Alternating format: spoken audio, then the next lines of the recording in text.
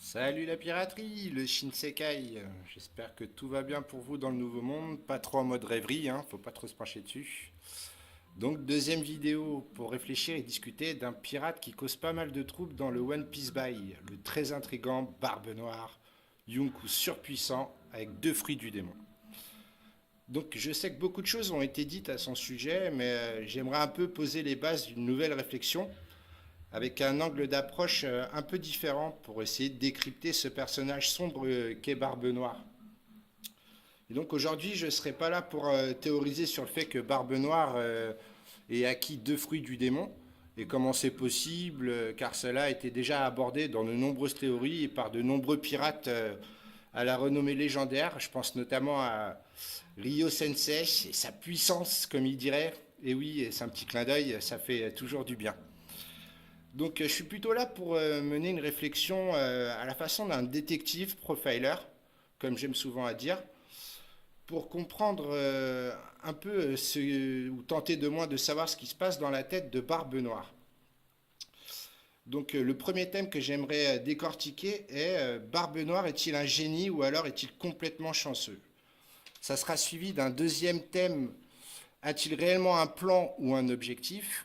Et pour finir, Barbe Noire va-t-il refaire parler de lui dans le futur proche, on va dire.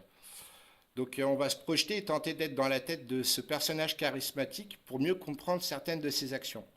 Donc premier thème, génie ou chanceux? Eh bien, en ce qui me concerne, je dirais les deux.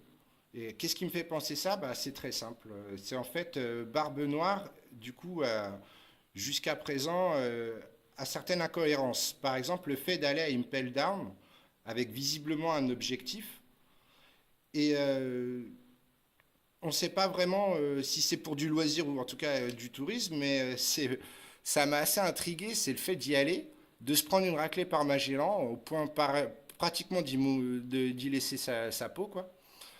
Et en gros, on se doute bien que Barbe Noire, il avait un objectif bien précis, et qu'est-ce qui laisse penser ça? C'est qu'il a tout fait pour être Shishibukai, pour apparemment pouvoir accéder à la prison. Raison pour laquelle on connaît maintenant, c'est renforcer son équipage avec des prisonniers célèbres et surtout très puissants. Mais la chose qui intrigue, qui est surtout incohérente, c'est d'y aller, de se douter qu'on puisse tomber sur un gars costaud comme Magellan, un véritable monstre, et de ne pas avoir de plan B justement.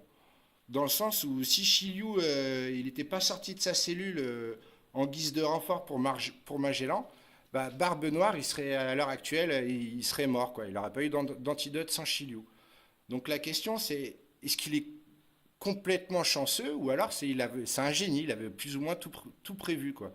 Donc il avait prévu ce genre de situation où vraiment il s'est dit allez on y va, on fait un tour et bon avec un peu de chance ça devrait passer, quoi. Donc pour moi, je vous l'ai dit, je pense qu'il est aussi bien un génie que très très chanceux. Il avait un plan, un objectif bien précis, mais il misait également sur une part de sa chance. Et ce qui me fait dire ça, c'est le profil de Barbe Noire. Dans le sens où il est opposé à Luffy. On a pu le voir déjà à leur première rencontre. Luffy et Barbe Noire, ils étaient parfaitement opposés sur le goût d'une tarte ou même sur le goût de la boisson qu'ils buvaient. Je ne sais plus si c'était du rhum ou quoi.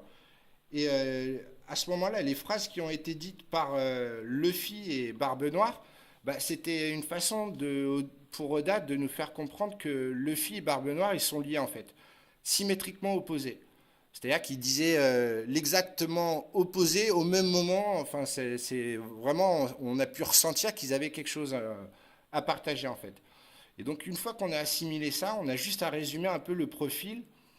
On sait que par exemple que Luffy ne suit jamais le plan. Il y a toujours un plan et Luffy ne le suit jamais. Il laisse plutôt libre cours à son instinct, en fait, à sa façon de, de briser ce qui était prévu et de se dire plutôt je vais faire un peu à ma sauce, qu'il en fait un peu qu'à sa tête. Et de façon opposée, Barbe Noire, lui, il suit plus un plan. Mais il compte tout de même, je pense, sur son instinct, sa chance pour s'en sortir. Donc c'est un génie et en même temps il est très très chanceux, quoi, comme on a pu le voir. Et il y a un autre exemple, c'est on voit que pour devenir Shishibukai, il voulait absolument le Luffy à la base de son plan, mais qu'avec sa chance, quand il a vu qu'il ne pouvait pas avoir Luffy, il a trouvé un plan B, c'était Ace en fait, le pauvre Ace, paix à son âme quoi. Et donc il a pu se rattraper comme ça. Donc bah, enfin moi c'est ce que j'en pense. Donc je voulais un peu avoir votre avis. Et est-ce que vous, comment vous sentez un peu la chose quoi du coup? Donc deuxième thème, c'est maintenant qu'on sait qu'il aime suivre un plan Barbe Noire, et ben ça serait de voir son objectif. Ça serait intéressant de savoir en fait où il veut en venir exactement. Et là, c'est à vous, cher pirate, de tenter de résoudre cette équation. On sait qu'il veut le One Piece, mais quel est son plan pour y parvenir en fait? C'est jusqu'où il est prêt à aller ou est-ce qu'il a un plan bien défini au point de, de suivre chacun de ses mouvements de façon bien définie? Donc il va faire comment? Il va compter encore sur sa chance comme d'hab, genre on laisse Luffy aller à Raftel et avec un peu de chance, on bousille Luffy au moment où il récupère le One Piece. Donc bah voilà, enfin là-dessus c'est plus à vous d'amener des réflexions et à vous de jouer comme on dit. Donc comment vous voyez la chose? Pour finir, donc c'est le troisième sujet que je voulais aborder avec vous. Et c'est quand Barbe Noire veut-il refaire surface en fait?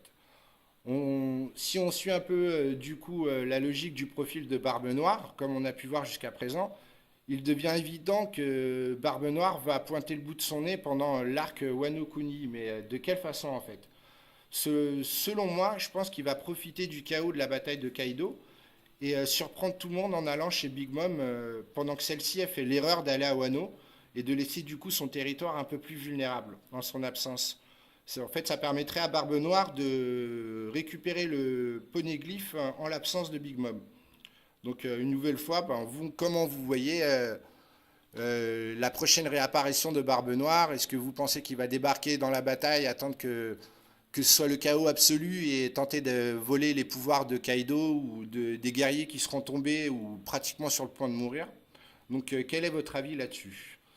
Donc voilà, c'était une petite vidéo pour vous présenter un peu les prochaines réflexions à mener. Et donc j'espère que ça vous aura plu. Je compte sur vous pour avoir votre avis, un petit pouce bleu si vous avez bien aimé la vidéo, malgré les moyens techniques comme j'aime à rappeler. Et puis bah, je vous souhaite à tous un bon vent et à bientôt dans le Shinsekai. Ciao les pirates!